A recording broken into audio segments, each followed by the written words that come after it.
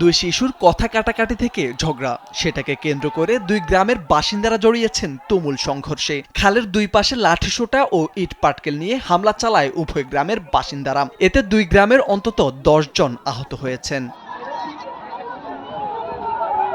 জানা গেছে, কবরস্থানে জুতা পায়ে ওঠাকে কেন্দ্র করে প্রথমে দুই গ্রামের দুই শিশু ফাহিম ও আবিদুরের মধ্যে কথা কাটাকাটি হয়। এতে আবিদুরের স্বজনরা দলবল নিয়ে ফাহিমের বাড়িতে হামলা চালিয়ে তাদের পরিবারের স্বজনদের মারধর করেন। পরে ফাহিমের স্বজনরাও তাদের প্রতিরোধ করেন। প্রতিরোধের পরেই বাধে বিপত্তি। তারপর সংঘর্ষ ছড়িয়ে পড়ে পুরো গ্রাম জুড়ে।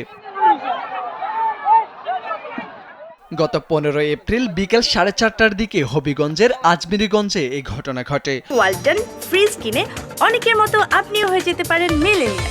সেরা পণ্যের সেরা অফার।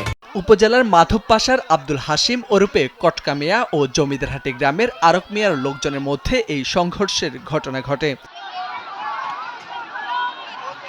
মাধবপাশা গ্রামের আব্দুল হাশিম ওরূপে কটকা মিয়া গ্রুপের মুজাই মিয়ার ছেলে ফাহিম ও জমিদারহাটির আরক মিয়ার স্বজন আমিরুল মিয়ার ছেলে আবিদুরের সঙ্গে কবরস্থানে জুতা পরা অবস্থায় ওঠাকে কেন্দ্র করে বাগবিতণ্ডা হয়। এর জের ধরে বিকেলে আরক মিয়ার লোকজন মাধবপাশা গ্রামে হামলা চালালে দুই গ্রুপ সংঘর্ষে জড়িয়ে পড়ে। এ সময় বেশ কয়েকটি বাড়িতে ভাঙচুর চালানো হয়। পরে পুলিশ গিয়ে পরিস্থিতি নিয়ন্ত্রণে আনে। ছোট বাচ্চারা কার্য করছে, দুই বাচ্চা এই দিকের দুই বাচ্চা কার্য করার পরে তারা ফিরাইতে লাগছে। আমরা যাওয়ার পরে শান্তশিষ্টভাবে চলছে। পরবর্তীতে আবার বাদ বেলা দেখছি যে মারামারি চলে গেছি গিয়া নিয়ে গেলাম গিয়া সাইডে মারামারি হয়েছে, কিছু জখম টখমও হয়েছে। হওয়ার পরে দুই দলে হয়েছে। আজমিরীগঞ্জ থানার ওসি ডালিম আহমেদ জানান, পরিস্থিতি স্বাভাবিক রয়েছে। কোনো পক্ষ এখনো অভিযোগ দেননি। আমরা তো বলছিলাম তারা একটা অভিযোগ দেওয়ার লাগিয়া যে কোনো পক্ষ করে, কিন্তু এখন পর্যন্ত কোনো পক্ষ অভিযোগ দিছে না। তো শুনলাম মারামারির পরে নাকি তারা আবার মুরব্বীরা নাকি বইছে।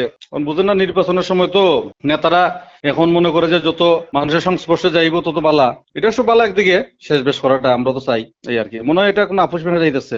এই ঘটনায় দুই গ্রামের বাসিন্দাদের মধ্যে আতঙ্ক বিরাজ করছে। উভয় গ্রামের বাসিন্দাদের শান্তিপূর্ণভাবে থাকার আহ্বান জনপ্রতিনিধি ও সচেতন মহলের। মোর্শেদ আলম, কালবেলা।